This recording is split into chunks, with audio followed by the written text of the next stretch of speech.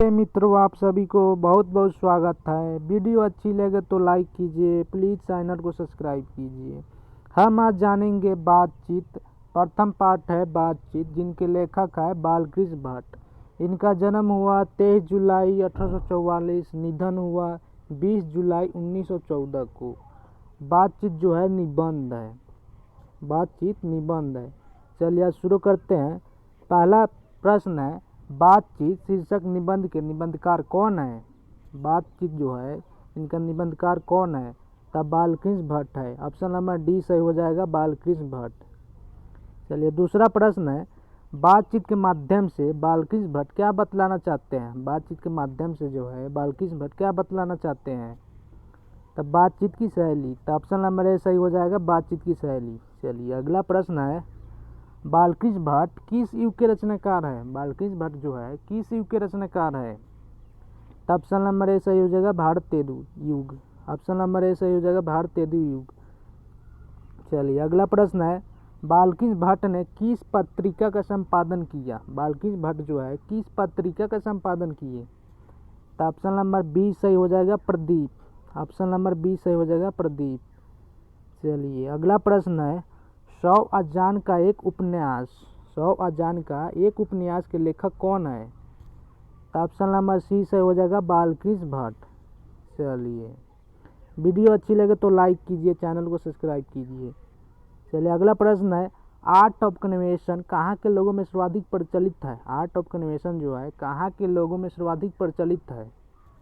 तो option number B सही हो जाएगा, यूरोप के लोगों में है, अधिक प्रचलित है। ऑप्शन नंबर बी सही हो जाएगा। अगला प्रश्न है, कौन सी रचना बालकृष्ण भट्ट की नहीं है? बालकृष्ण भट्ट की कौन सी रचना नहीं है?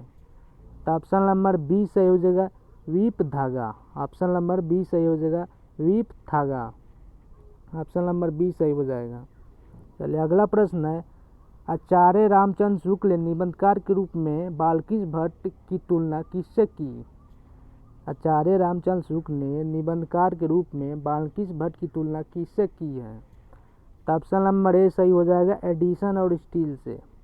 ऑप्शन नंबर ए सही हो जाएगा। चलिए अगला प्रश्न है, राम नमोवल का अर्थ होता है, राम नमोवल का क्या अर्थ होता है? तो ऑप्शन नंबर डी सही हो जाएगा, 4 से अधिक लोगों के बीच बातचीत। 4 से जो अधिक लोग के बीच बातचीत होते हैं उन्हें राम नमोवल कहते हैं। तो ऑप्शन नंबर डी सही हो जाएगा, ऑप्शन नंबर डी सही हो जाएगा, 4 से अधिक लोगों के बीच बातचीत। ऑप्शन नंबर डी सही हो जाएगा। चलिए अगला प्रश्न है, बातचीत का उत्तम तरीका क्या है? बातचीत जो है उत्तम तरीका क्या है बातचीत करने का?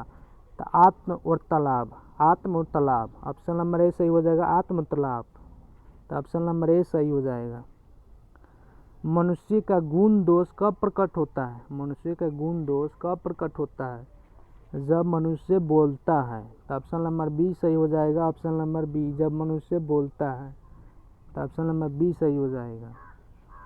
चलिए, नूतन ब्रह्मचारी उपन्यास के लेखक कौन है? नूतन ब्रह्मचारी उपन्यास के लेखक कौन है? तो ऑप्शन नंबर सी सही हो जाएगा, Balkrishna Bhatt. Option number C सही हो जाएगा।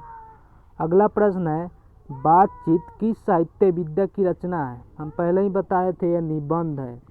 तो ऑप्शन नंबर डी सही हो जाएगा, ललित निबंध। यह निबंध है, बातचीत जो है निबंध है, इनके लेखक बालकृष्ण भट्ट है। तो ऑप्शन नंबर डी सही हो जाएगा। चलिए अगला प्रश्न है, बालकृष्ण भट्ट की काव्य की रचनाकार है, बालकृष्ण भट्ट है कि काव्य के रचनाकार है? तो आधुनिक काल, या आधुनिक काल के रचनाकार है। तो ऑप्शन नंबर डी सही हो जाएगा, आधुनिक काल।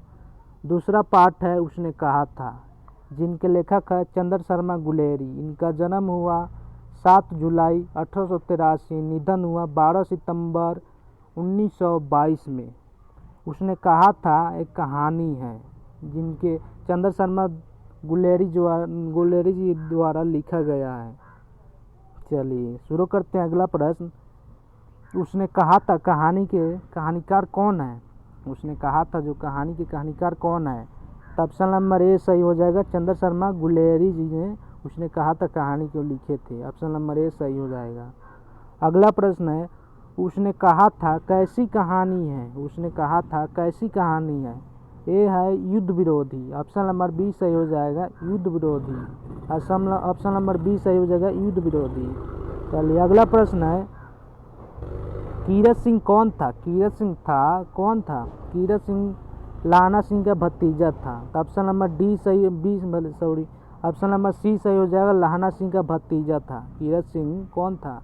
तो लाना सिंह का भतीजा था। ऑप्शन नंबर सी सही हो जाएगा। चलिए अगला प्रश्न है, हिंदी की पहली श्रेष्ठ कहानी कौन सी है? हिंदी की जो पहली श्रेष्ठ कहानी कौन सी है? तो उसने कहा था। ऑप्शन नंबर सी सही हो जाएगा, उसने कहा था। चलिए अगला प्रश्न है, चंद्र शर्मा गुलेरी किस युग के कहानीकार थे? चंद्र शर्मा गुलेरी किस युग के कहानीकार थे? तब प्रेमचंद्र युग के। ऑप्शन नंबर सी सही हो जाएगा, प्रेमचंद्र युग के। चलिए अगला प्रश्न है, गद्य का विकास किस काल में हुआ? गद्य का विकास किस काल में हुआ? तो ऑप्शन नंबर डी सही हो जाएगा, आधुनिक काल। ऑप्शन नंबर डी सही हो जाएगा। अगला प्रश्न है, उसने कहा था कहानी कितने भागों में बटी हुई है? उसने कहा था कहानी कितने भागों में बटी हुई है? तब 5 भागों में। तो ऑप्शन नंबर सी सही हो जाएगा, 5 भागों में। चलिए अगला प्रश्न है, किसी कहानी को महान कौन बनाता है? किसी कहानी को महान कौन बनाता है? तो ऑप्शन नंबर ए सही हो जाएगा, कहानी का उद्देश्य। ऑप्शन नंबर ए सही हो जाएगा। अगला प्रश्न है, चंद्र शर्मा गुलेरी की कहानी कौन सी है? चंद्र शर्मा गुलेरी जो है लिखा गया कहानी उसने कहा था। तो option number option number C सही हो जाएगा, उसने कहा था। जिनके लेखक चंद्र शर्मा गुलेरी जी है। चलिए अगला प्रश्न है, गुलेरी जी का जन्म कब हुआ था? गुलेरी जी का जन्म कब हुआ था? तो पहले ही बताए थे 7 जुलाई 1883 को। तो ऑप्शन नंबर बी सही हो जाएगा, 7 जुलाई 1883 को। चलिए अगला प्रश्न है, सुखमय जीवन किनकी कहानी है? सुखमय जीवन किनकी कहानी है? तो ऑप्शन नंबर बी सही हो जाएगा, Chandra Sharma Guleri. Option number B सही हो जाएगा। अगला प्रश्न है, उसने कहा था कैसी कहानी है? उसने कहा था जो कैसी कहानी है? तो ऑप्शन नंबर सी सही हो जाएगा, युद्ध विरोधी। ऑप्शन नंबर सी सही हो जाएगा, युद्ध विरोधी। युद्ध विरोधी सही हो जाएगा, ऑप्शन नंबर सी सही हो जाएगा, युद्ध विरोधी। चलिए उसने कहा था कहानी कब लिखी गई थी? उसने कहा था कहानी कब लिखी गई थी? तो ऑप्शन नंबर सी सही हो जाएगा, 1915। लाहना सिंह के भतीजे का नाम क्या था? लाहना सिंह का भतीजे का नाम क्या था? Kirat Singh. Option number B सही हो जाएगा। वीडियो अच्छी लगे तो लाइक कीजिए, चैनल को सब्सक्राइब कीजिए। जय हिंद, जय भारत। मिलते हैं अगले वीडियो में।